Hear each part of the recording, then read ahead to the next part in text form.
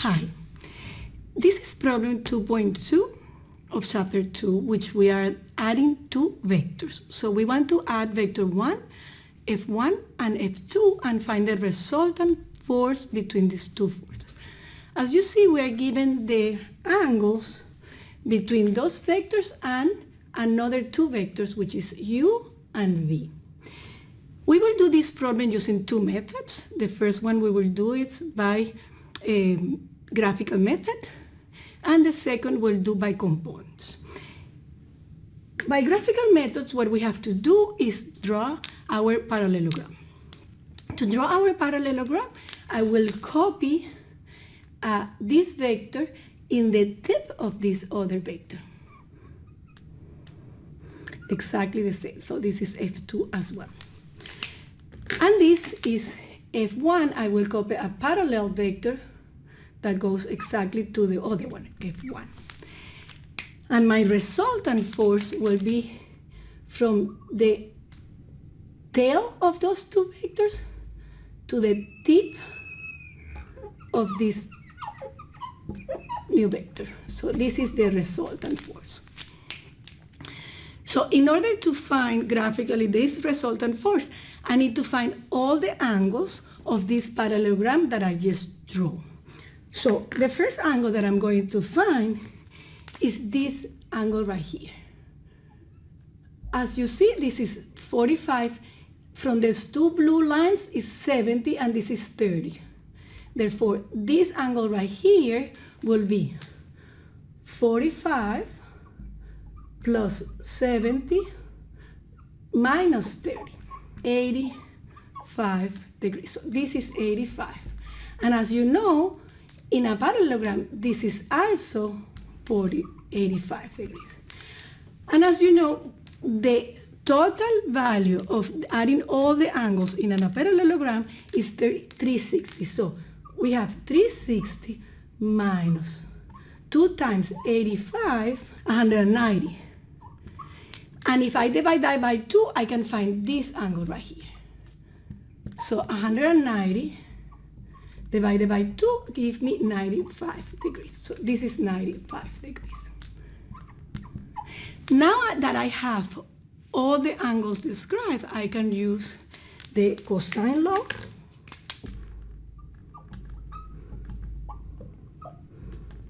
to find the resultant force. The resultant force then will be the square root of these two vectors. This is F1, which is 300. Let me write it like F1 squared plus F2 squared, right? Minus 2 times S1, F2, cosine the angle between those two vectors, which is F1 and F2. Cosine of 95 degrees. That then gives me that the resultant force, this is actually not a vector, this is a scalar, is the square root of 300 squared plus 500 squared minus 300, 500 cosine of 95. Therefore, the resultant force is equals to 605 newtons. So we will find the direction is, I will find this angle right here, and then I will add 30 to find the direction respect to the x-axis, which is the same as u-axis, right? So that will be equals to, then to find this angle, you see that this will be I will use the sine law, and that gives me that the resultant force that I just found over sine of 90 will be equals to this angle right here, let me call it phi, which is F2 divided by sine of phi. Now, if we solve for phi, we have that this is sine to the -1 because the inverse function of F2 times sine of 95 divided by Fr. Please plug in the numbers, and we get that this is 55.4 degrees. But that's not the angle we are looking for. The angle that we are looking for is the angle that we have from the x-axis, which is the horizontal, to my function. So I have to add 30 degrees. So theta will be 55.4 plus 30. Therefore, theta is equal to 85.4 degrees.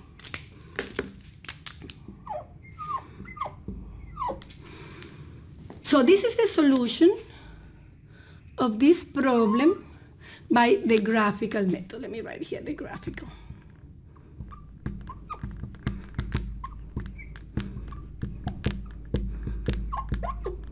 Now I'm going to solve it by components. So I am going to, again, write my 2, this is B, and now I have my y-axis, which is actually negative y-axis, right? Because I have the positive x-axis looking upwards, and this is x-axis. And the forces that I want to add are F2, that is right here,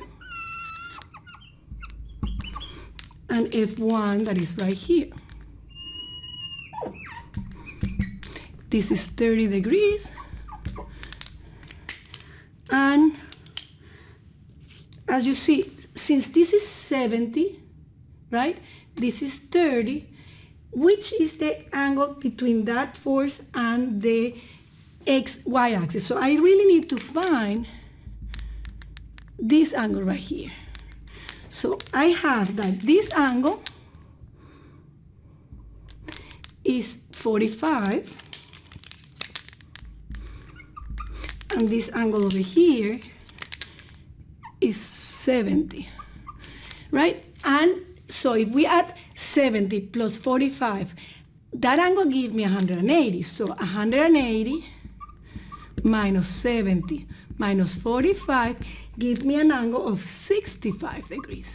So I know that this angle right here is 65. And that's the angle that I'm going to use to decompose my forces. Now, let's decompose the forces. I will have F1 in x direction, Fj1, and I will have Fj2 and Fx2. So F1 as a vector will be equals to F1, which is 300,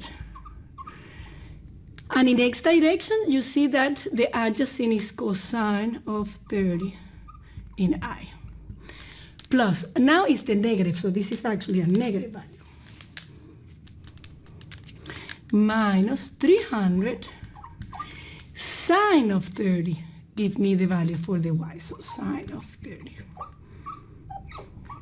So F1 cosine of 30, we all know that is square root of 3 over 2, so that gives me 150 square root of 3 minus 150, because sine of 30 is 1/2, and all that in newtons.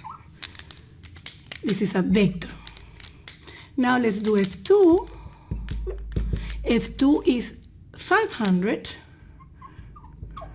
And as I say, this angle is 65. So the x component will be the adjacent, which is cosine, in the negative portion of x. So it will be negative cosine of 65.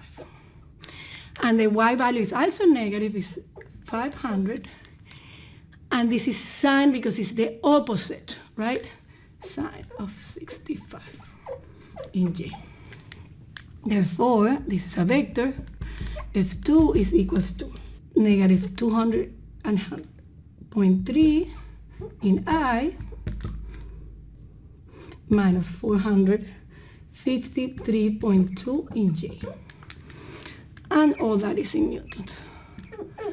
Now, to get the resultant force, I will have to add the two components in I and the two components in J. And that gives me, when I add those two, I get 48 0.5i negative 603.2 in J. I want to get this is the vector, and I want to get the magnitude. The magnitude of a vector is the x component plus the y component square, each square root of that. That will be square root of 48.5 square plus 603.2. The negative sign doesn't matter because I am doing a square value. And the resultant gives me 605 newtons. I'm rounding to an integer. How do I find the direction? So as you know, you see that the x component is a positive and the y component is a negative. So my resultant force is somewhere around here, right? So I will be able to find this angle by the tangent of the x component and the y component. So this is the angle that I would like to find right now, theta. And I see that theta is the tangent, the inverse function of the tangent of the y component over the x component. That gives me the y component, we say that is 603 over 48.5. And the angle, if you do that, give me that is negative 85.4 degrees, which is exactly the same value that we got with the other method. So this is the components.